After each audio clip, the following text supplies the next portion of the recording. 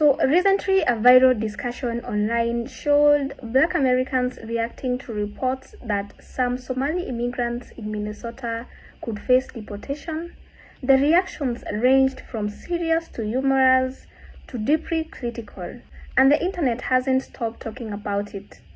But behind every joke and viral clips, there is much bigger story. Let's break it down. Watch these clips and then I'll come back with more comments. Agents take a Somali woman into custody in Minnesota. A crowd quickly surrounds them. Tensions rise. What's your take?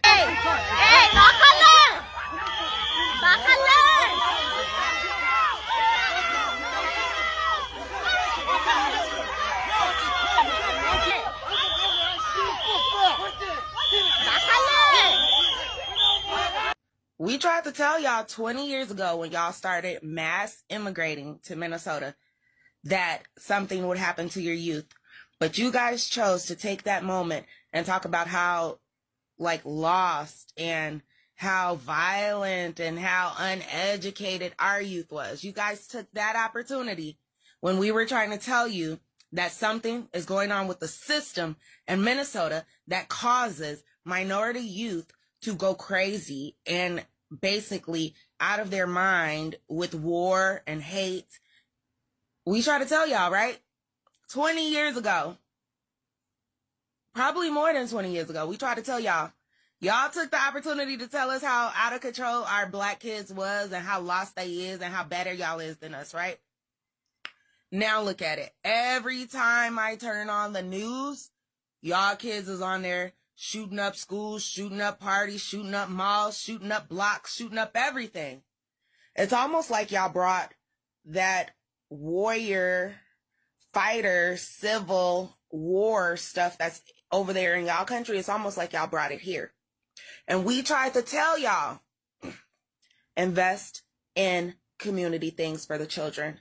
We tried to tell y'all, invest in after school places for the children.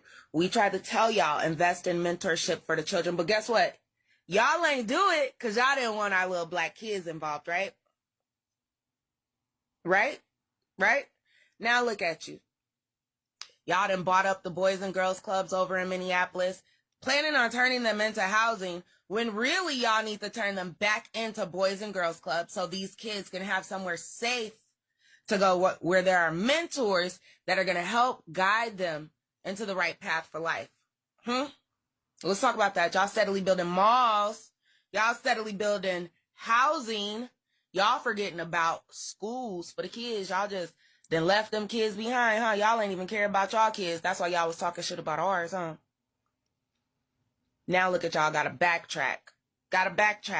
And y'all really need to link up with the other minorities on this, more specifically the Black ones, because we've been trying to tell y'all for 20 years that they done took the trades out the school. We done tried to tell y'all for 20 years that they done took all the community centers up out of the neighborhoods. We've been trying to tell y'all for years that they took all the programs and camps away from the churches. We've been trying to tell y'all that we seen the demise of our kids happening before our eyes while we are being oppressed and can barely do anything about it. Y'all came over here, y'all got them government grants. Y'all using all of our government money to bring more people here, but y'all ain't doing nothing for the community, and that is exactly why y'all's kids is turning out just like ours. Y'all didn't want to help ours, nobody's gonna save y'all's. I hate to be the breaker of bad news, but the fact of the matter is, we told y'all 20 years ago, but y'all was too busy. Oh, we're better. Y'all too busy doing that shit, right? Than to be listening and planning, huh? Now look at y'all.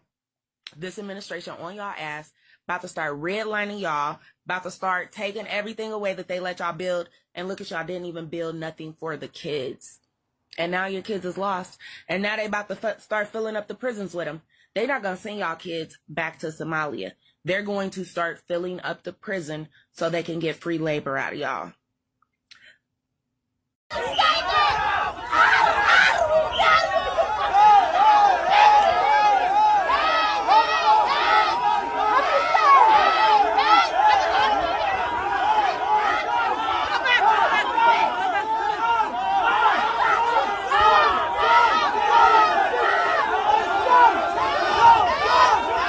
A series of high-tension encounters occurred between Somali residents and federal agents, ICE and DHS, during a massive immigration crackdown.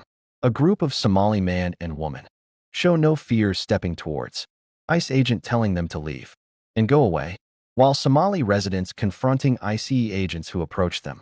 The agents retreated to their vehicles and fled the scene.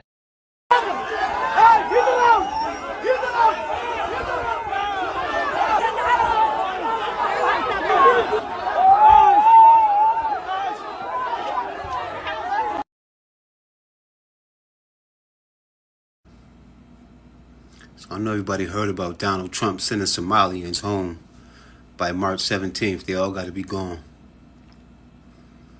I'm mad as fuck. I'm not even gonna lie, man. These white people always bothering somebody, yo. I know I talk shit about the Somalians, but damn, yo.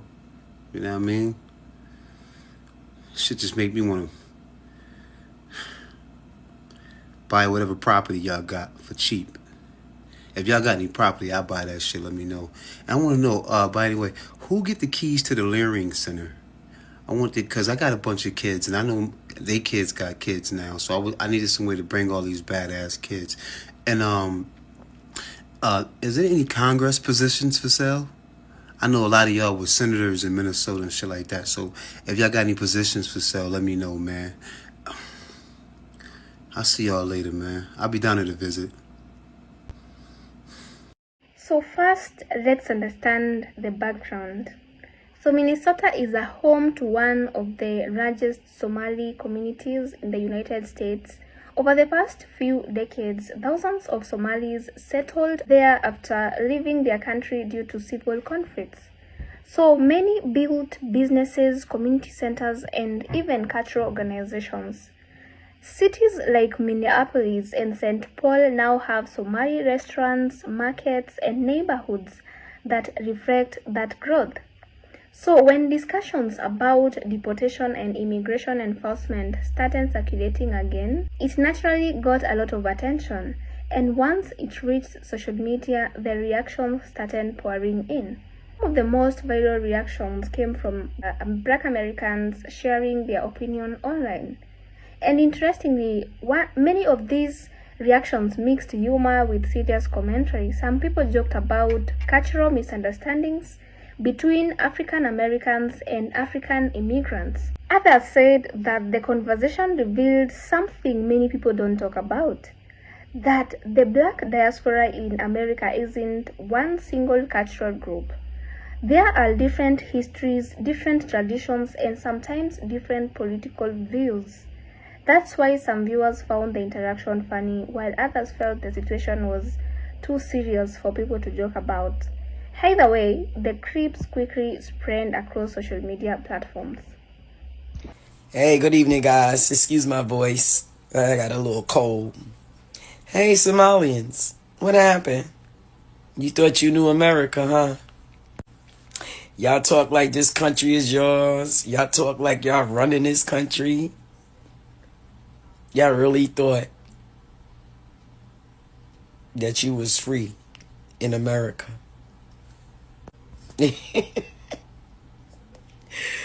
Ooh. Y'all really thought y'all was free to do anything you want in America, right?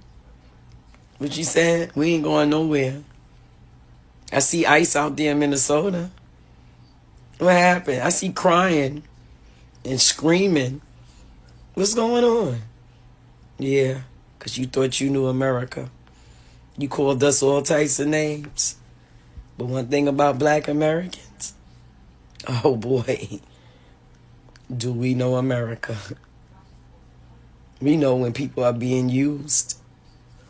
We been there. Y'all keep saying, y'all next. No, we was first. So you really think you know America? This is just the beginning. You ain't seen nothing yet. Get ready to go get those flies back flying around your mouth. And your ribs sticking out. And your belly bigger than your head. You'll see. You'll see. Don't say I ain't tell you.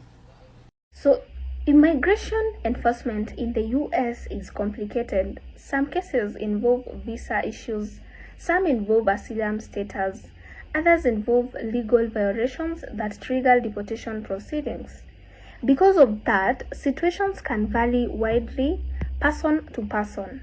And this is why immigration debates often become heated. People bring very different perspectives about law, fairness, and even humanitarian concerns. Some online discussions also mention economic success within parts of the Somali community in Minnesota. There have also been widely reported investigations in recent years involving fraud cases connected to certain organizations. Authorities have pursued charges in some of these situations. However, it is important to remember that legal cases involve individuals or specific groups, not an entire community. So, large immigrant communities, like any population group, include people with many different backgrounds and experiences. The nuance sometimes gets lost when debates move into social media. The fact that a community with a combined IQ of about 63 was able to finesse the United States government out of tens of billions of dollars with no oversight or accountability is insane to me, because I can't even go tax exempt all year without the threat of fucking the IRS coming in, getting me and locking me up and seizing all my assets. Like, what are we paying taxes for? I guarantee you that about 90% of our debt is fraud. It's enriching others. And we are literally the purse and the slaves of the fucking world.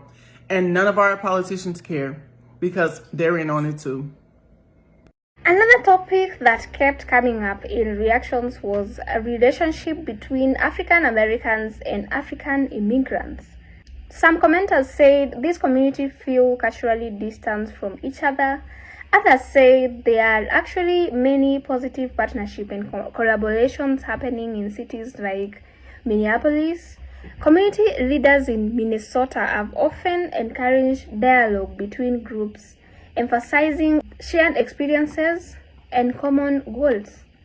And for many people living there, daily life includes cooperation in schools, workforces, and even neighborhoods.